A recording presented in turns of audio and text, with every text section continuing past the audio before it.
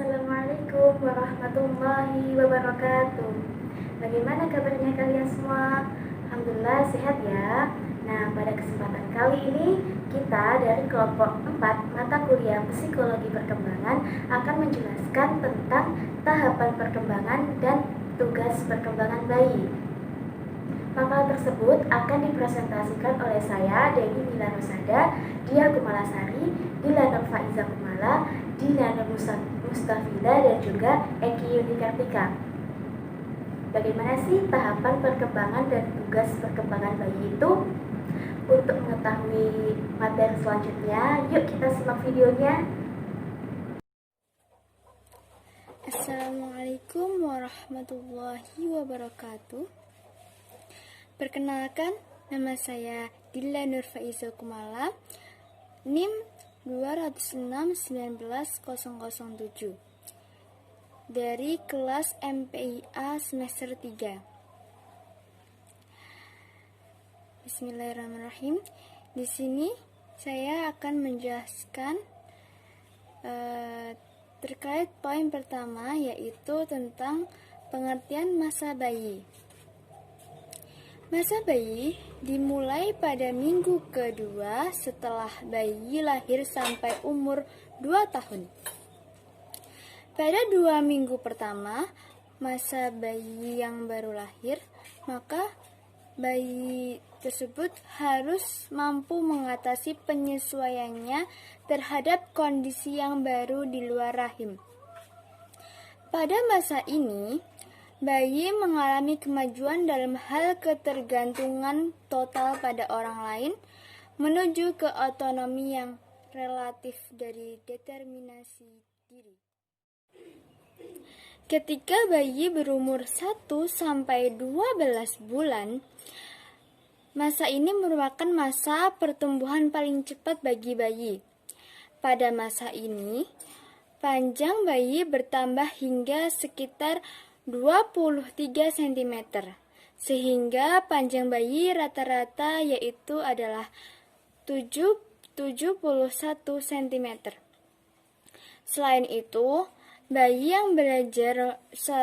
bayi juga belajar melakukan banyak hal, mulai dari memiringkan badan, tengkurap, duduk, merangkak, berbicara beberapa kata, berdiri, dan juga berjalan. Sekian presentasi dari saya. Selanjutnya akan dijelaskan oleh rekan saya, yaitu Eki Yuni Kartika. Assalamualaikum warahmatullahi wabarakatuh. Saya Eki Yuni Kartika, NIM 206-19019 akan menjelaskan tentang proses perkembangan bayi.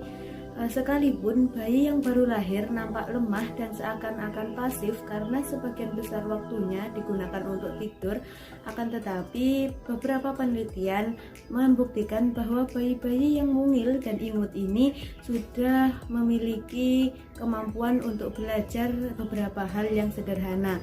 Di samping itu, beberapa ciri yang saya sebutkan di bawah ini akan merupakan perwujudan dari adanya proses perkembangan bayi, yaitu yang pertama ada perkembangan fisik yang nampak dari makin bertambahnya ukuran, panjang, dan berat bayi. Yang kedua, ada perkembangan motorik yang nampak dari adanya respon bayi terhadap rangsang berupa gerakan tubuh secara refleks dan kompleks. Refleks ini perlu ada antara lain untuk memulai mengamati dunia. Keterampilan motorik terjadi secara bertahap, mulai dari mengangkat kepala, dada, telungkup, kekuk, merangkak, duduk, berdiri, dan lain-lain. Yang ketiga, ada perkembangan berpikir atau yang disebut kognitif pada bayi ditandai dengan adanya rasa ingin tahu. Dari sudut teori ini ada J. Piaget dikatakan bahwa bayi berada pada tahap sensori motor.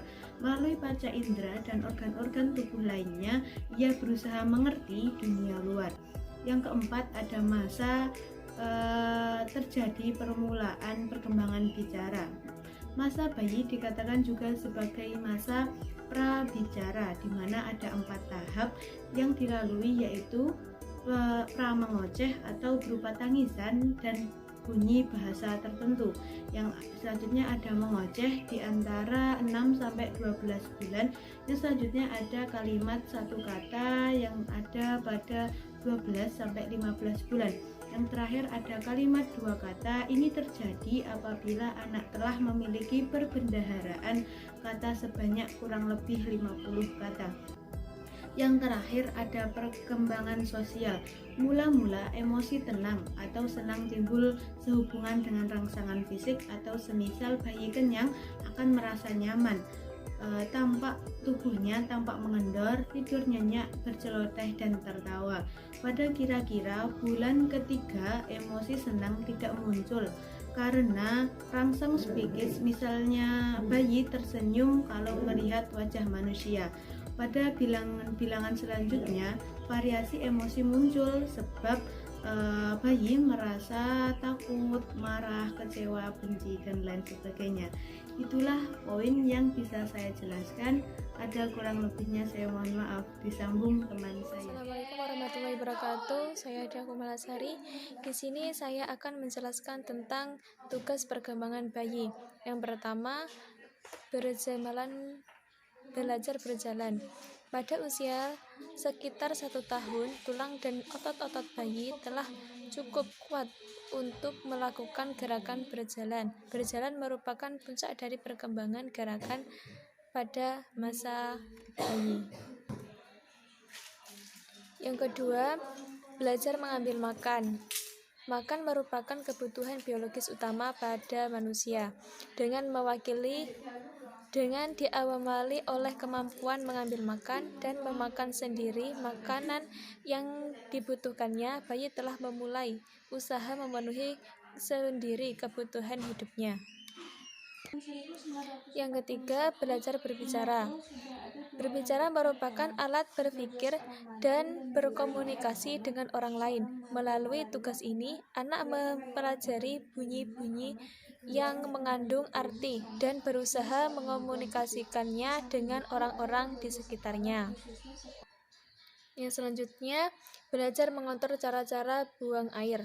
Pengontrolan cara buang air bukan hanya berfungsi menjaga kebersihan, tetapi juga menjadi indikator utama kemampuan berdiri sendiri, mengendalikan diri dan sopan santun. Yang selanjutnya, belajar mengetahui jenis kelamin. Dalam masyarakat akan selalu ditemui individu dengan jenis kelamin pria atau wanita, walaupun ada juga yang berkelainan. Dan yang selanjutnya adalah menguasai stabilitas jenismania. Pada masa bayi, kondisi fisiknya sangat labil dan peka, mudah sekali berubah dan kena pengaruh dari luar. Yang ketujuh adalah memiliki konsep sosial dan fisik maupun masih sederhana. Anak hidup dalam lingkungan fisik dan sosial tertentu. Yang selanjutnya, belajar berhubungan sosial yang baik dengan orang tua serta orang-orang yang berdekatan, orang dekat lainnya. Karena akan selalu berhubungan dengan orang lain, baik dalam keluarganya maupun di lingkungannya, maka ia dituntut untuk dapat membina hubungan baik dengan orang-orang tersebut. Yang selanjutnya, belajar membedakan mana yang baik dan tidak baik, serta mengembangkan hati nurani. Pergaulan hidup selalu berisi dan berlandasan moral. Baiklah, di sini saya Dewi Mila Rosada, nomor induk mahasiswa 206190015 akan menjelaskan poin yang selanjutnya, yaitu faktor-faktor yang mempengaruhi perkembangan bayi. Secara umum, ada 2 faktor utama yang berpengaruh terhadap pertumbuhan dan perkembangan anak, yaitu faktor genetik dan juga faktor lingkungan.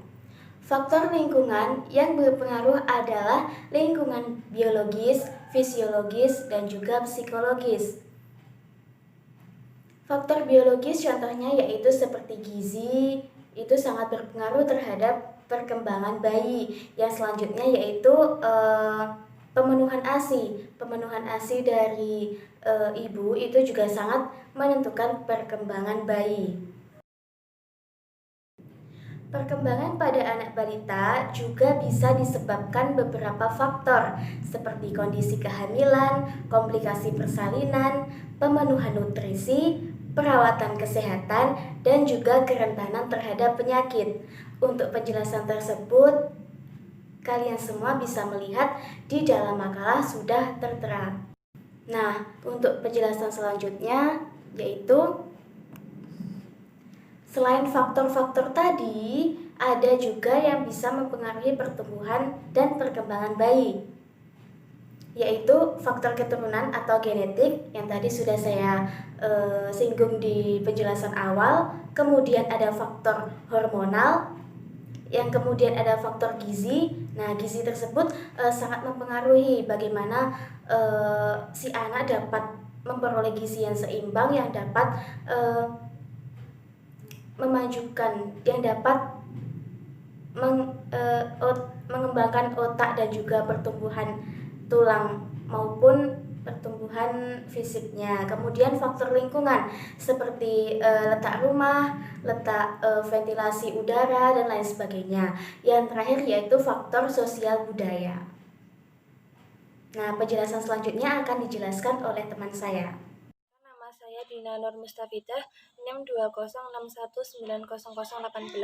Saya di sini akan menjelaskan dalam poin kelima, yaitu keterkaitan hubungan antar faktor-faktor perkembangan bayi dan tugas-tugas perkembangan bayi dalam kehidupannya. Pertama yaitu isu perkembangan. Yang paling penting dalam studi perkembangan bayi mencangkup perkembangan bawaan, perkembangan pengaruh lingkungan, kontinuitas, diskontinuitas, serta pengalaman awal dan pengalaman lanjutan. Beberapa tugas perkembangan yang muncul dan harus dikuasai oleh anak pada masa ini adalah belajar berjalan, belajar mengambil makanan, belajar berbicara, belajar mengontrol cara-cara buang air, belajar mengetahui jenis kelamin, menguasai stabilitas jasmaniah, memiliki konsep sosial dan fisik walaupun masih sederhana, belajar berhubungan sosial yang baik dengan orang tua, dan belajar membedakan mana yang baik dan yang tidak baik, serta pengembangan hati nurani. Presentasi dari kelompok kami. Kurang lebihnya mohon maaf. Wassalamualaikum warahmatullahi wabarakatuh.